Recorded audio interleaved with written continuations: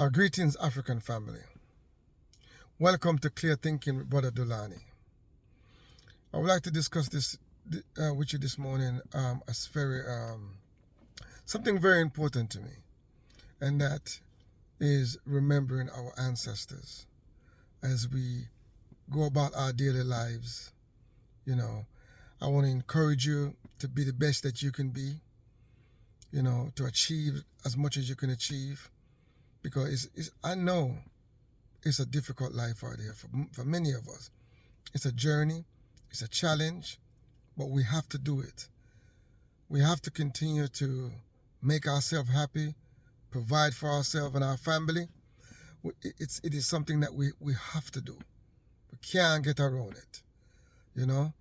Whatever you're doing in your walk of life, whether you're working in an office, you're working in a factory, whether you are a YouTuber, whether you're on the streets, sweeping the streets, whether you're in the farming, I want to encourage you. Keep on moving. Keep on growing. But remember our ancestors. Remember how we got to where we are today. Remember the journey that we are on. And as a Pan-Africanist, I've taken up that responsibility to engage in the struggle for our liberation. And I know many of you are struggling, having your own issues to deal with, going about your daily lives. But I want you to remember that you're an African people, and our ancestors have paid the ultimate price for our survival. They have endured a lot. We must always try to remember them. And knowing whatever we do, we try to honor them, honor their spirit, honor what they stood for, honor that journey that we have been on. It's very important to our own survival that we understand our roots and where we're coming from. Because I know sometimes life can be so busy and we all, are caught up in our work life, business, that we don't engage in our liberation struggle. We become detached from the struggle of our people and our ancestors. I just want to share with you that this last week, as some would say last strong, as we changing the narrative and changing the words now, that I was invited to go up to the University of Edinburgh in Scotland to speak, to become the voice of the communities, that African heritage community who have been damaged by colonialism and enslavement, and to recommend to the University of Edinburgh how they can atone, how they can create, what type of reparative justice measures they would need to implement to be serious, to be taken seriously. So they wanted the voice of the voiceless, the voice of the community. So, I went to represent our ancestors, who are now voiceless, many of them who have died in the trenches, been whipped to death, been drowned at sea, starved on the plantation. So we always have to remember them. We pour libation to them. We call on their names if we know their name. And, I did the best I could in that environment. I don't have a lot of expectation of what the outcome may be, but at least we're there to represent our people and our ancestors. And it was an important meeting, and, the thing with for me, a lot was said, and it was not easy to digest all of the academic stuff. There was a lot of proposal about, how the university can address the students, how they can, work with the student to create more diversity and equality and inclusive programs, and how they want to go about improving the voice of the African heritage students. So, I listen to a lot of that, and that's great. I'm not opposed to none of those type of initiative. But I came to recommend that instead of us focusing our reparative effort at the university level, because I know what these universities tend to do. They tend to make agreements with the universities in the Caribbean and in Africa, the big institutions. And they would provide endowment and scholarship to these institutions as a way of atoning for the involvement in our enslavement and our colonization, because they have made millions and billions of our people. This Western world collectively have exploited us in the tune of millions, trillions of wealth, of value in terms of dollars. They have and pound and sterling and gold. They have exploited us. That's just on an economic level. Not to mention the inhumane and the torture.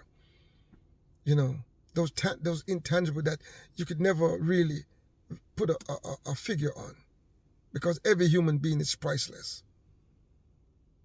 So just on the economics alone, they have benefited tremendously. So now they're looking into it and saying, how can we help? How can we, atone for what we have done? So that's the process that we are engaged in. And there are many institutions in the West that wants to do that. But ultimately, it will be the governments of the West that we have to deal with. The UK Parliament, the European Parliament, the French Parliament, the Portuguese Parliament, at the United Nations level. The issue of reparation will have to be dealt with on an international level, where all indigenous people will have to be involved in sorting out a comprehensive reparative justice solution that leads towards a planet repair, a repair planet. So I'm under no illusion about these type of individual institutional meetings. But my emphasis was that if you are going to provide scholarship, which I tend to do, regardless of what we do, regardless of what we say, they're going to do what they're going to do anyway. I said, focus your effort at the basic school level. Empower those basic institutions. A lot of those basic schools across Africa and the Caribbean are ramshacked. They're under-resourced. The curriculum is not Africanizing our children. Focus our effort on those people, those children, those who are coming up now. How do we Africanize them? How do we introduce African language and African symbols and African values and the best of African customs, and while we retain the best that we have achieved so far? Because as an African people, we're still cultivating our African culture. So we take the best of our contemporary culture and merge it with the best of our previous culture that we was cut off from to a great extent, and merge it together to create a new African culture that is suitable for the 21st century, that's suitable for our survival, and suitable for our development and for our health and for our prosperity. So this is the kind of approach that I am proposing, and I will continue to work. That's the kind of niche that I will be trying to push within the reparation movement as a whole, that we focus on re-Africanizing at the basic school, the primary school, the kindergarten level, and the secondary school level. That all this funding that they are proposing to go towards the university, I mean, I would not be opposed to some of it going to the university, but the bulk of it should go towards the primary, basic school, elementary school level. Because that's where the bulk of the work needed, to get our people mind, get our children mind up to a level where they can begin to reconnect with their historical duty and their historical self and the identity of who they are and the African self, and learn the best of technology from very early. Equip them with science, with technology, with engineering and mathematics, with all of it imbued with African culture. So they understand the historical mandate that is on them, the historical responsibility that is on our children and on our people, to prepare them to solve problems that we are faced with. Not to prepare them to go and solve a problem for Microsoft, or solve a problem for Apple, or solve a problem for Amazon, but actually to solve African people problem. Their education should be to be able to develop our society, our countries that we are living in, and also to preserve our culture as we move forward. So that is my message. That was primarily my message. I mean, I can go into much detail, and I would like to give thanks and respect to all those who have been paving the way behind the scene to make all these things possible, these engagement possible. Like the International Social Movement for African Reparation, the Stop the Mangamizi campaign. They have been very significant behind the scene, working to get these institutions to atone for what they have done, and create the framework for them. Like the People's Reparation International Movement, the PRIM movement. That is also a significant movement. PARCO, who's been operating in Europe for a long time, is another reparation organization.